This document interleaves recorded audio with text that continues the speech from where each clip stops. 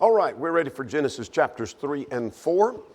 This is the outline we're following on the book of Genesis. The first 11 chapters deals with early history. Beginning at chapter 12, we have the patriarchal history. And we've covered the creation in chapters 1 and 2, and we're ready to look at the fall in chapters 3 and 4. So chapter 1, what was chapter 1 about? All right, 6 days of creation. Chapter 2 dealt with man in the garden. Now, we won't always take time to remember chapter titles, but if you could remember something that identifies a chapter title, some title you give it to yourself or one that we give, it'll help you in future studies so that when you're studying or you're hearing a sermon preached or somebody make reference to a particular chapter, whether it's in Genesis, Exodus, Leviticus, whatever, it ought to bring something to mind to you. All right. Chapter 3 now deals with Adam and Eve in sin. Adam and Eve commit sin. That's really the storyline of chapter 3. Now, there's more to it than that. We have some ground to cover. But let's take a look at verses 1 to 5. We have here the serpent tempted Eve. Let's get the story, and then I want to come back and talk about the serpent, the nature of the serpent. The text says the serpent was more cunning than any beast of the field. The idea of being cunning was that he's sly, he's prudent. Same word, by the way, translated in the book of Proverbs as being prudent. We think of the wisdom of the prudent. He is wise in the sense that he knows how to accomplish his purpose. We see his wisdom unfolded here. But anyway, he's more cunning than any beast of the field. And he came to the woman and he said, has God not indeed said, let me start over at verse 1, that which the Lord God had made. And he said to the woman, has God indeed said, you shall not eat of every tree of the garden? Now, I'm going to stop just for a moment to talk about how he tempts, other than through the lust of the flesh, lust of the eye, and the pride of life. And we see that at verse 6 here in just a moment. But what's interesting to me here at verse 1 is that he makes the small restrictions of God seem like God has really, really restricted. Because God said you could eat of any tree in the garden. Every one of them you can eat of, but one. That's a small limitation. But he made it appear like that God had really, really put large limitations on them. Did God say you couldn't eat of every tree? In other words, this is a bad thing. And and Satan does the same thing with us today, that when God lets us do a number of things, gives us many liberties, and yet restricts us in this area, Satan wants to tell us that God has really put the clamps on you and doesn't want you to have any fun, doesn't want you to do anything. But that's another story within itself. So the woman responded correctly, which tells me what? When she said, we may eat of every tree in the garden, but the one in the midst we cannot, in the day we eat, we shall surely die. What does that tell you about her? Say again? She knew it well. Yes, she knew it and she knew it well. She knew the rule, she knew the law, she understood the law, she knew it well. It wasn't a fuzzy thing. I'm not sure which tree it was. I'm not sure what he said about the tree. She knew exactly. There's one tree you can't eat, and the day we eat, we surely die. She's got it. More about that in a moment. Then the serpent said, you shall not surely die. He made a slight change, makes it appealing, and then he gives her the benefit that will come. There is always, from Satan's point of view, benefit and an advantage of yielding to temptation. And said, God knows, and here's why he gave you that restriction, that in the day you eat of it, your eyes will be open and you'll be like God, knowing good from evil. And so there is great benefit. You want to do this. So that's verses 1 to 5. Now, let's stop and talk about the serpent. There has been a great deal of, if you read much about modernism and their approach to the book of Genesis, the modernists deny any reality. The days of Genesis 1 are not literal days. We talked about that last time. The flood was a local phenomena, wasn't a universal flood, they tell us. And when we come to the serpent wasn't a real serpent. That the writers of Genesis, writer or writers of Genesis, as they would put it, are usually simply borrowing from paganistic thought, and they're borrowing language that was understood by the people of the day, they tell us, and describe Satan as if he were a serpent, but this wasn't a real serpent. I want to give you 3 reasons why I think it was a literal real serpent. And that is, he's identified at verse 1 and in verse 14 with the beast of the field. He was more cunning than any beast of the field. Secondly, the curse was he was to be upon his belly.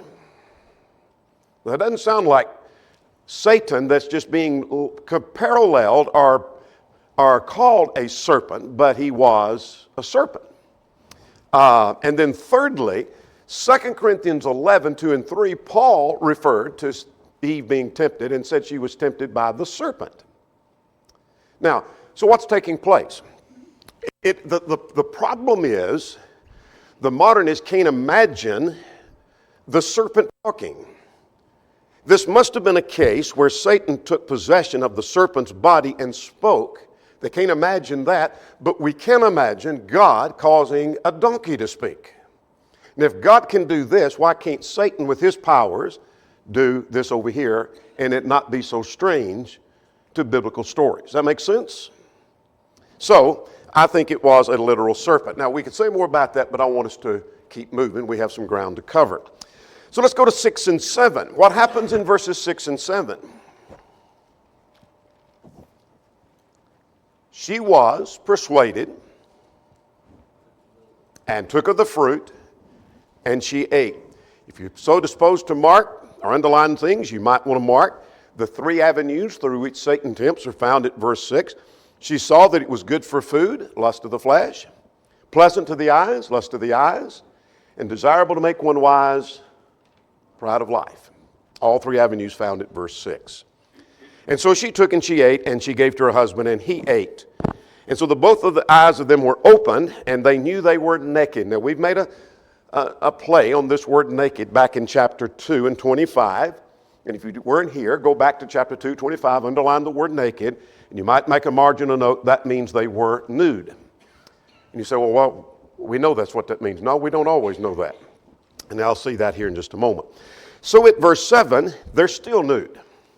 But now they come to realize, because of the knowledge that has been gained, a greater moral understanding has caused them to know and recognize that they're nude, and they made themselves coverings. Now, we won't have time to go into that, but whether you're looking at a lexicon like Gesenius or Brown, Driver, and Briggs, or some of the expositors like Loophole, Kyle and Delitzsch, or Pulpit, etc., they all agree pretty much that this was a girdle-like loincloth type of garment that covered the midsection of the body. And I want to get ahead of ourselves to verse 10, that even though they've covered themselves, this was their effort to cover themselves, verse 10 says they're still naked. So you might make a marginal note, they're still naked, though it's in a relative sense. There is some covering of the body, but the Bible describes them as still being naked. We'll make a point about that here in a moment, as you well know. All right, now let's go to 8 through 24, and we have God deals with the serpent and with Adam and with Eve. And the first thing is God questions them. Now this is quite interesting because there's some very practical things to learn here. What happens at verses 8, 9, 10, and on through verse 13? God walked through the garden and asked Adam where he was at, but they were hiding from him because they were naked. All right. The verse 8, your translation may say, they heard the sound of the Lord walking in the garden. Some of the newer translations, it's not a mistranslation question, it's just what is the best translation, I think. The word for sound would be the voice of God. So they heard the voice of God in the garden. It's not that this God walking and they heard the crunching of the leaves, and though that's not the idea, but they heard the voice of God coming through the garden. And in the cool of the day, in the afternoon or the evening of the day, and they hid themselves because of the knowledge that has been gained, and so they hid themselves. Some commentator made the observation, I don't remember who made the point, while they gained wisdom, they also seemed to have gained some foolishness to think they could hide from God. But nonetheless, they are seeking to hide themselves from the presence of God. Now, beginning at verse 9, we have God questioning them, and God asked Adam, where are you? And he said, verse 10, I heard you and I was afraid because I was naked and I hid myself. And again, we've already made a note to the side, they're still naked even though they've clothed themselves. And so at verse 11, have you eaten of the tree which I commanded you? And what did he say at verse 12? Now we're going to make a point about this. What did he say? Said what? All right, who told you this? And he blames it on the woman and said, that woman that you gave me, she gave me of the fruit and of the tree and I ate. So God asked the woman, what does she say? The serpent did that. All right, now let's talk about the blame game here just for a moment, because here's something to be learned about the blame game. Adam blamed Eve. I think our picture here pretty much shows the concept. Adam points his finger at Eve, said, she's the one that gave me to eat. By the way, God, that's the woman you gave me. Seems to be partly blaming God for that. That woman you gave me, she caused me to eat. Eve points to the serpent. He beguiled me, the King James, or deceived me. All right? Regardless of what Eve did, regardless of what the serpent did, they both knew the rules. Would you agree with that? I know Eve did, because Eve had explained to the serpent, we can't eat of that tree, and the day we shall surely die. They both knew the rules, regardless of being tempted, regardless of what the woman did, the serpent did, they both knew the rules. They both knew the consequence. God had told them, in the day you eat, you shall surely die. They both had a choice. They could have eat or not eat. And they both were still wrong. Anything practical we can make of that? God gives us free will to do what we decide to do, but He wants us to follow Him, but we have a choice. Absolutely. How many times have you heard someone when they start drifting away from the Lord, or maybe just quit coming to church, and you talk to them, instead of saying, you know what, I've got a problem, I'm weak, what do they usually do? Blame it on somebody else. Somebody hurt my feelings, somebody said something to me, here's something you didn't do for me, I wasn't included, it's somebody else's fault. Regardless of what Eve did, regardless of what the serpent did, they both knew, they both understood, and they both were wrong. Here's something else I noticed in this story. The charges about others were true. Would you agree with that? Adam was right. Eve did tempt him, didn't she? And God gave her to him. He was right about that. He's still wrong. And Eve was right, wasn't she? The serpent beguiled her. She was still wrong. It didn't change a thing about that. There's something practical in that we'll develop a little bit later. Now let's go to verses 15 and 16. Here's the rebuke and the punishment of the serpent now in verses 14 and 15. God said, because you've done this, you're cursed more than the cattle, more than every beast of the field, and on your belly you shall go. And you shall eat dust and all the days of your life. So there is a curse pronounced upon the serpent because he was used in the temptation. I'm more interested at verse 15. Between you and the woman, between your seed and her seed, he shall bruise your head, and thou shalt bruise his heel. All right. I'm convinced this is the first promise of a Redeemer, but I want to come back to that in a moment. I want to talk about a broader picture first. And so just forget the Redeemer. We don't know, as if we don't know anything about a Redeemer. I just want us to look at verse 15. I will put enmity between you, the serpent, and the woman. All right? The fact that the serpent, Satan in the form of a serpent, or has embodied the serpent, is an enemy of the woman. There's enmity. This is our first introduction to enmity, by the way. Between the serpent and the woman, but also, and more importantly, between their seed. That is, the seed of woman, I'm going to come to in a moment, very well may refer to Christ, but obviously includes mankind. And the seed of Satan would have, or the seed of the serpent would have reference to those who are children of the devil. From this point on, there's going to be enmity between the children of the devil and the children of God. Does that make sense? Mankind is going to be an enemy of Satan and his people from this point on. In fact, before this, when the temptation starts. That's the broader picture. What we have here is a picture of, and I'm convinced, though some commentators say that the evidence is shallow, that this is a prophecy of the Redeemer. And you say, how do you know?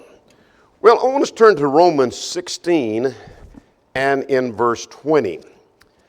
There are a number of passages that allude to this principle that may not directly talk about this. Revelation 12, we don't have time to develop, but Revelation 12 would seem to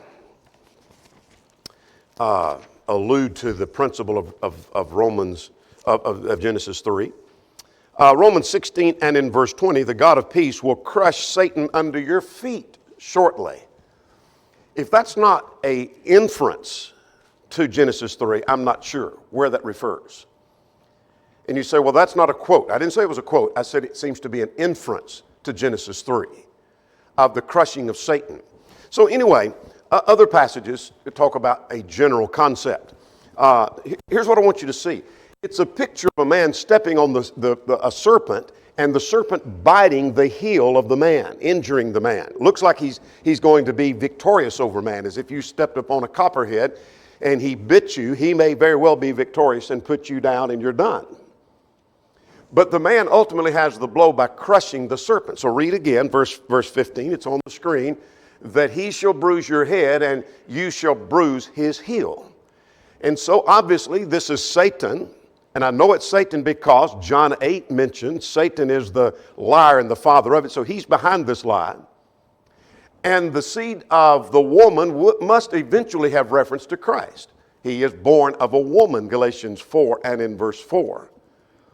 So I take this, and I think the common thought is that Genesis 3:15 is talking about the death of Christ and the resurrection of Christ. Satan had a death blow upon the seed of a woman by putting him to death. It looks like it's over and done.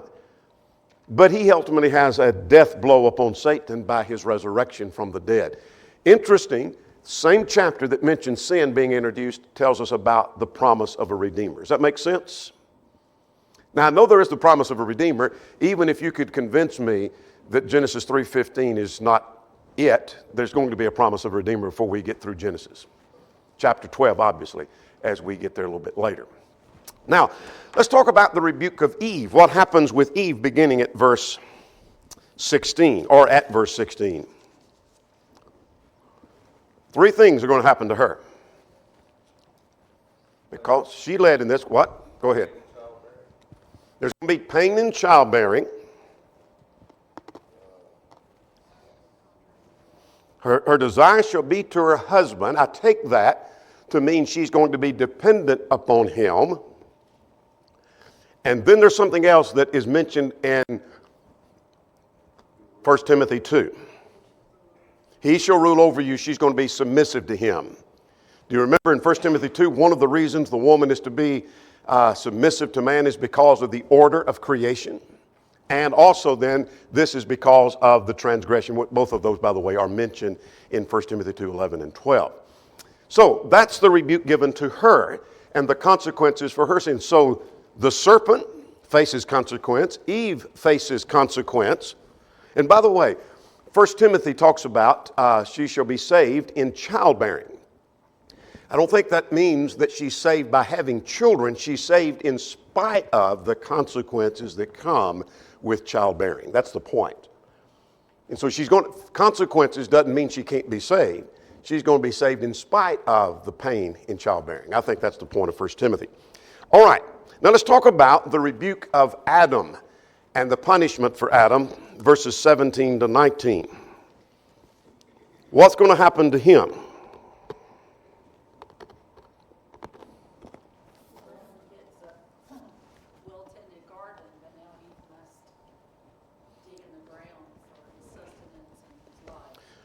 Yeah, he's going to have difficulty. Cursed will be the ground. He's going to toil.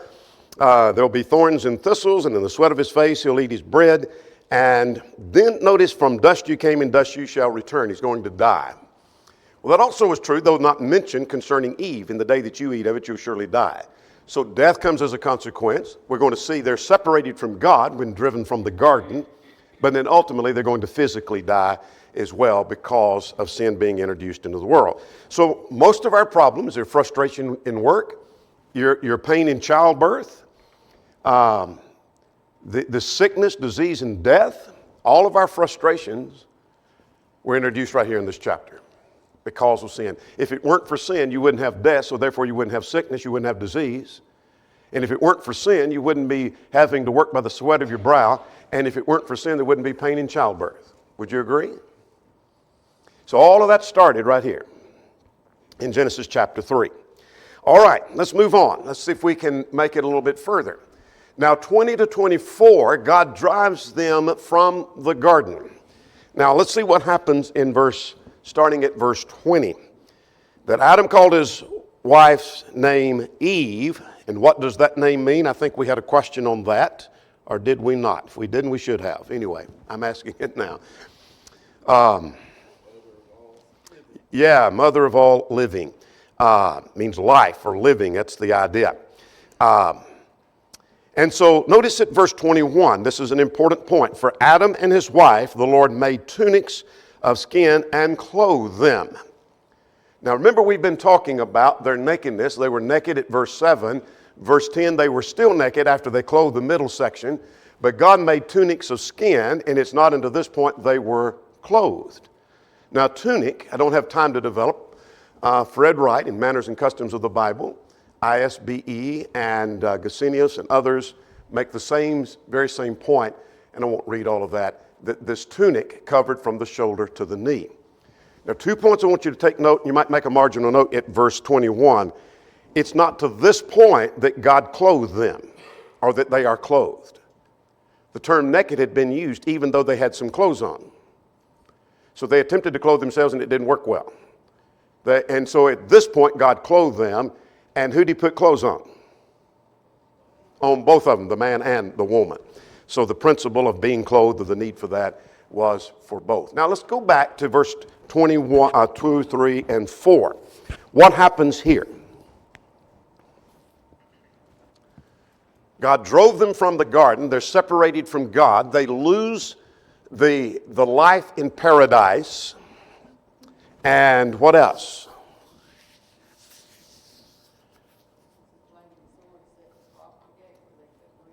Yes, and he placed cherubim there. That's the plural of cherub. And exactly their form we do not know. Angelic-like beings that guarded that, and that's about as much as we know about that. And a flaming sword that turned this way and that way to guard the way of the tree of life. And so this is a survey. And so that's a quick run through chapter 3. We're going to try to make it through chapter 4. The serpent tempted Eve. She yielded and gave to Adam, and he yielded. And then God deals with the serpent, with Eve, and with Adam, and then drove them from the garden. That's the story of Genesis 3. Make sense? Tracking with me? All right. Let's go to chapter 4 now. Chapter 4, I simply call Cain and Abel. Now, there's a lot in chapter 4. So let's start with the birth of Cain and Abel, verses 1 and 2. Adam knew his wife, and she conceived and bore Cain, which simply means what? Question number 6. His name means to acquire. Yes, and said, I have gotten a man from the Lord. She bore again and bore Abel, and his name means, same question, number 6, breath or life. And he was a keeper of the sheep, and Cain was a tiller of the ground. So we have the birth of Cain and Abel. Now, let's look at verses 2 to 5, because there's a practical thing to learn as we connect this to the New Testament. There was a sacrifice. They made a sacrifice, and they worshiped God. Now, this text doesn't tell us all we know about that. And that's significant. Because on a cursory reading of this, it would seem like God just arbitrarily accepted one and did not accept the other. Let's get the picture. Verse 3 rather, that they brought an offering of fruit of the ground, that Cain brought an offering of fruit of the ground to the Lord, and Abel brought of the firstlings of the flock. Verse 4 said, the Lord respected Abel's, he accepted it, and then verse 5 says he did not accept Cain's, and so he rejected that. You've seen this many times in preaching on authority. Cain brought of the offering of the fruit of the ground. Abel brought of the firstborn of the flock. The Lord respected one and did not the other. And I've been asked the question before, why did God do that? This seems arbitrary that I like this one. Hebrews 11:4. So if you can't remember this, make a marginal note right here. Hebrews 11:4 says, by faith, absolutely, Abel offered a more excellent sacrifice than Cain. That means Cain's was not by faith. How do you do something by faith? By hearing, and hearing by the Word of God, Romans 10:17. So that passage, those passages together tell me God had given instructions, though it's not recorded for us, but God had given them instructions, and one followed and the other did not. Does that make sense? So that's why God accepted one and rejected it. It's not an arbitrary thing where God just said, I just think I'm going to reject one. None of that at all. Now, if God had not given them instructions, then that makes God a respecter of persons, which he is not. Romans, you're supposed to say a chapter here. Romans 2 and verse, this is when you say a verse. 2 in verse 11, Romans 2:11. God is not a respecter of persons. All right.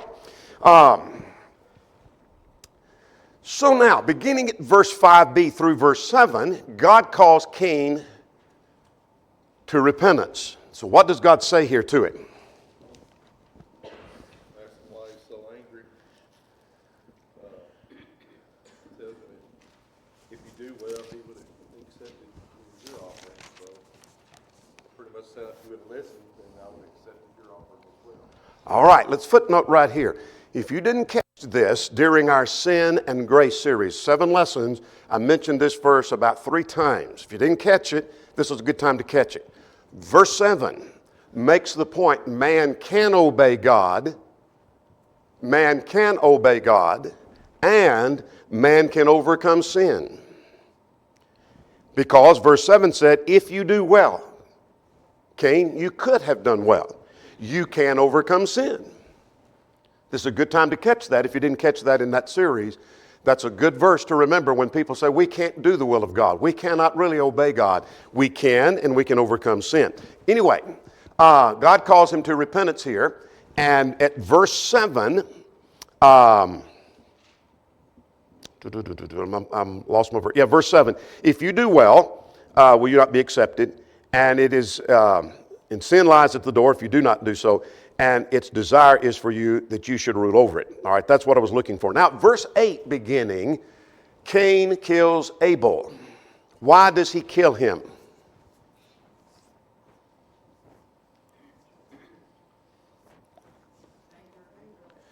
He's jealous because God accepted his brothers but rejected him. Whose fault was that? It's Cain's. He made the choice to do what he wanted instead of God's instructions, and now he's upset about that. But be that as it may, verse 9 said, he talked with Abel. Your footnote will suggest he invited him. Let's go out in the field. That's the idea, whether that's a good translation of that or not. Let's go out in the field, and they go out in the field, and then he takes something and kills his brother, and rises up and kills him. And so when God asked him, where is your brother? Well, am I my brother's keeper? You know the story. So what does God say to him?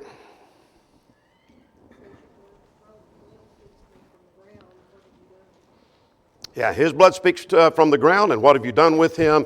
And so he tells him, you will be, verse 12, a fugitive and a vagabond. What's a vagabond? Wanderer, yeah. It's the idea of you're going to wander around. But, he says, Abel says, my punishment is greater than I can bear. I take that to have reference to the feeling of guilt. But God says to him, Cain rather says, I'll be a fugitive. And he thinks at verse 14, I'm going to paraphrase, that somebody may up and kill me now because of this being put upon me. Now look at verse 15. You might underline the whoever kills Cain, vengeance will be taken upon him sevenfold. We'll make a point about that in a moment. And God set a mark on Cain lest anyone should kill him. All right. There's a great deal of question about the mark that is upon Cain. I believe is it the Mormons that talk about a mark? There's one group that talks about a mark, and some think this is the beginning of the black race, and that was the color of his skin change. There's nothing in the text. There's nothing give us any clue of that kind of thing. This was a mark for his protection more than a mark for his curse. Does that make sense? Verse 15 tells me, I put a mark on Cain lest anyone find him. Now, how did God mark him? We don't know. The text doesn't say. So when somebody says, and there have been some said it was a deep gash on his face, how do you know? Is the color of his skin a birthmark? I don't know how God marked him. Or was there a physical mark somehow? Or is it that God just took note of the fact to keep him from, I don't know. But God put a mark on him to keep him protected so that no one would kill him, lest anyone kill him. How did he do that? Anything else is speculation. We're going to leave it at that. All right, now let's begin at verse 16. Now this gets into the section we sometimes would like to skip as if it's unimportant.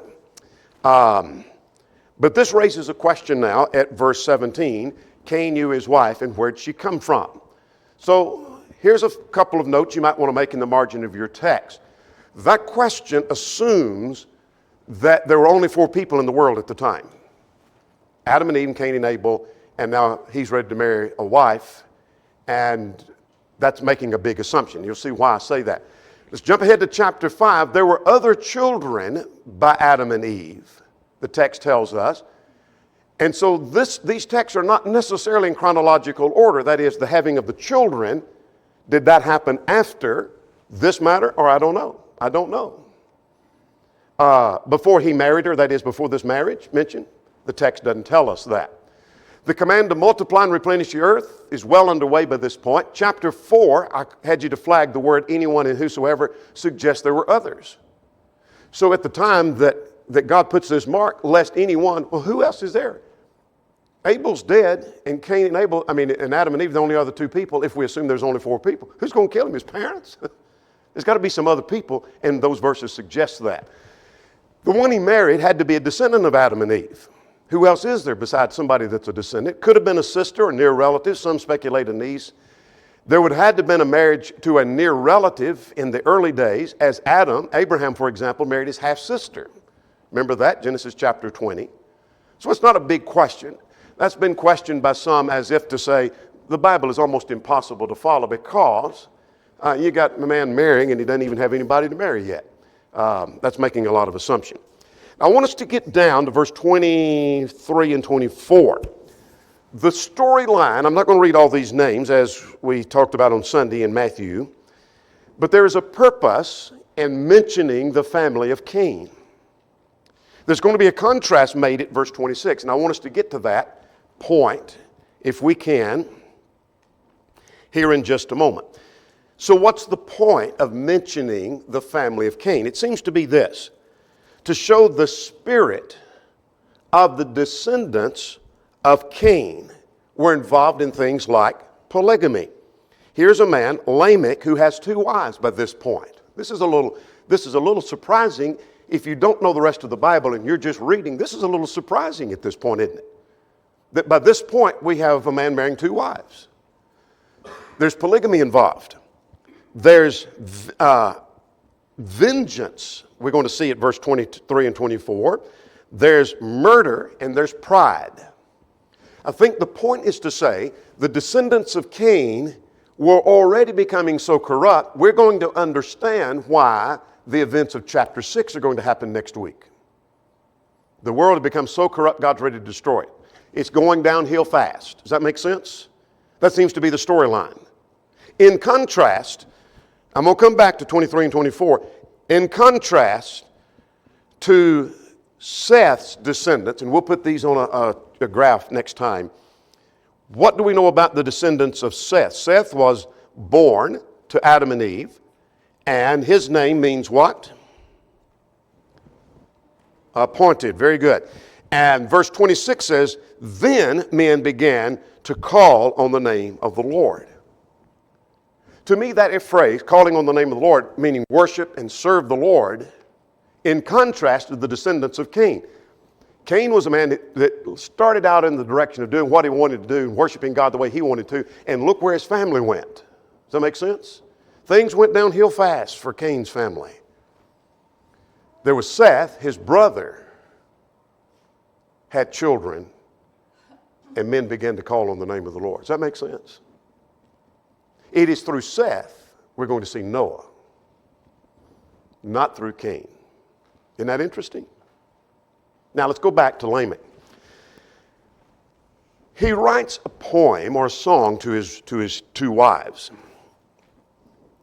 and calls for them to listen to his speech. And he said, I have killed a man for wounding me, even a young man for hurting me. There is a big question among commentators, and I'm not qualified to get into this. In the tense in Hebrew, is this saying it's something he has done, or is it a warning of what he will do? And so they kind of go back and forth on the tense, and I'll leave that to you to decide. It don't make a big difference to me. But what he's saying is, here's the idea of vengeance. I killed a man for wounding me, a young man.